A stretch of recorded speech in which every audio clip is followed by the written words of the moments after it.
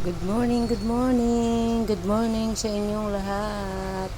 Ayan, oras na naman po ng ating pagluluto.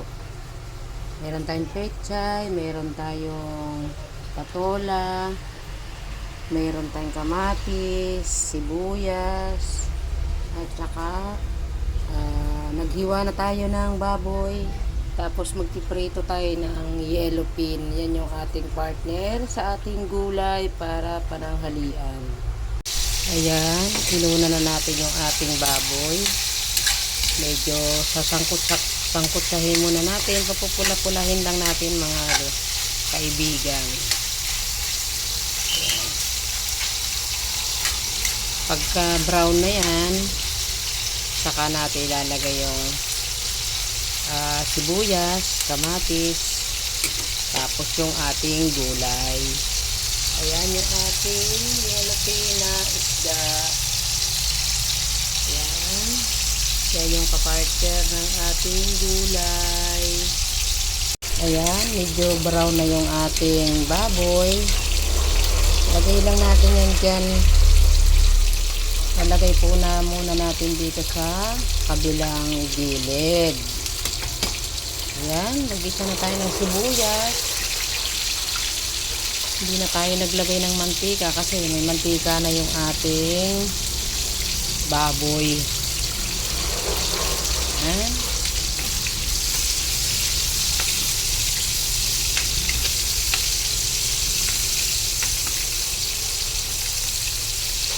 Medyo gisa-gisahin lang natin. Pag medyo nalanta na yung ating sibuyas, saka natin ilalagay naman yung ating kamatis. Dito muna tayo sa piniprito nating isda.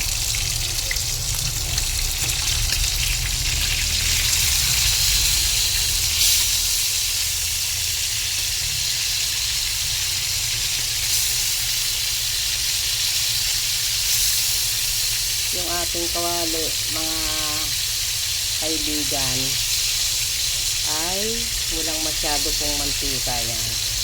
Non-stick po yung ginagamit natin.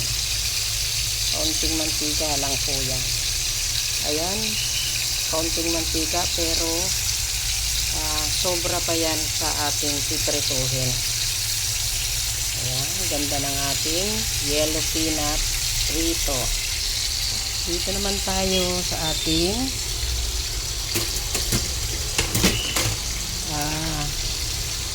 mahirap po lang nagkakameraman sa atin mga kaibigan. Ating kamatis.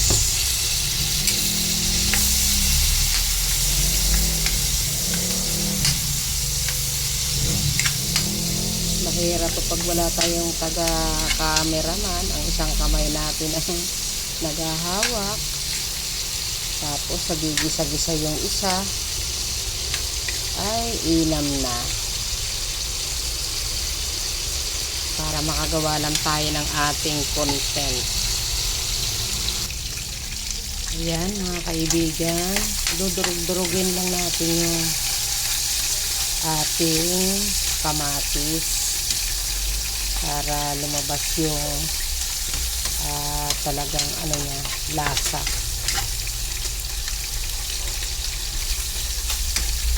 Ayan. Pagkatapos nating durugin, sama na natin yung ating baboy.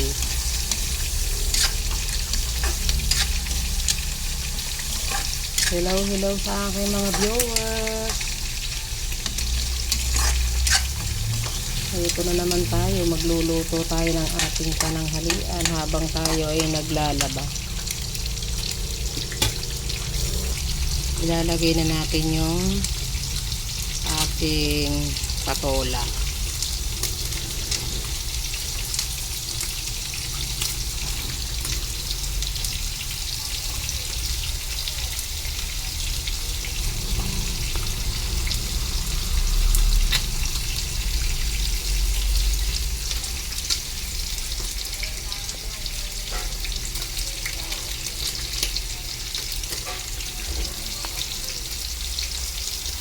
Masarap po pagka tayo ay may isda, may gulay. Huwag po tayong laging kakain ng karne kasi diyan po natin nakukuha yung sakit, mga kaibigan.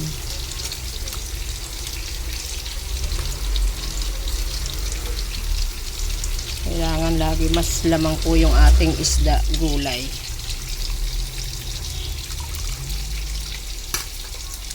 Ayan, lalagay na din natin yung ating pechay.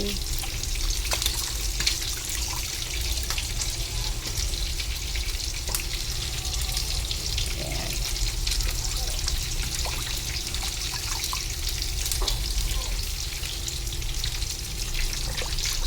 Pag nalanta po yan ay kukunti na.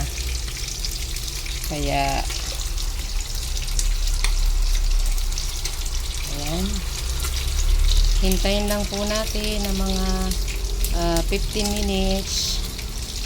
Medyo ano na po yan, bababa na siya. Ayan mga guys, lanta na. Hindi na natin mga guys nilagyan ng sabaw yan. Ang kanyang pinakasabaw ay yung katas ng ating patola. Lalagyan na natin ng asin.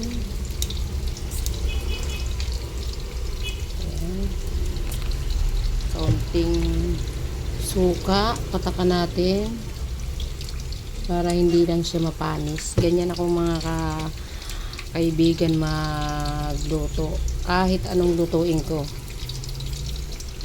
kahit ano pong luto natin, lagyan natin ng kaunting suka.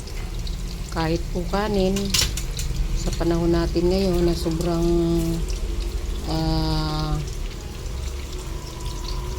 init, ay madali pong mapanis yung ating mga pagkain. Hindi po naman lumalasa yung suka, kaunti lang, kaunti po lamang yung ating ilalagay. Ayan, hindi na natin sinabawan yan mga kaibigan. Katas na po yan ang ating patola.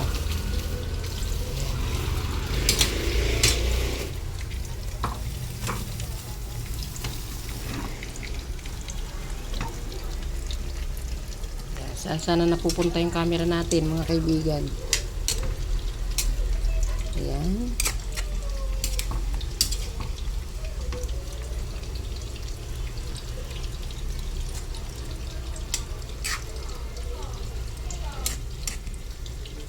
Sarap na ng ating gulay. Diba mga kaibigan, parang nilagyan natin ng sabaw. Kaunting baboy lang, mga ilang peraso lang mga guys, mga kaibigan natin. Try nyo po to, masustansyang gulay. Basta meron tayong isda, may kaunti tayong gulay, okay na po yan.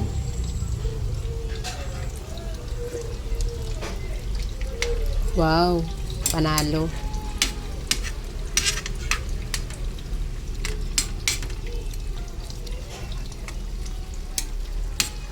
Ayan. Okay na ang ating gulay mga kaibigan. Thank you for watching. Thank you very much po. Ayan, nakapagluto na naman tayo ng ating pananghaliang simpleng pananghalian mga guys. Mga kaibigan, maraming salamat po sa aking mga viewers, sa ating lahat na content creator. Maraming salamat. At tayo ay nakapagluto na naman ng ating simpleng pananghalian na gulay at saka pritong isda. Ayan, thank you for watching. Bye bye.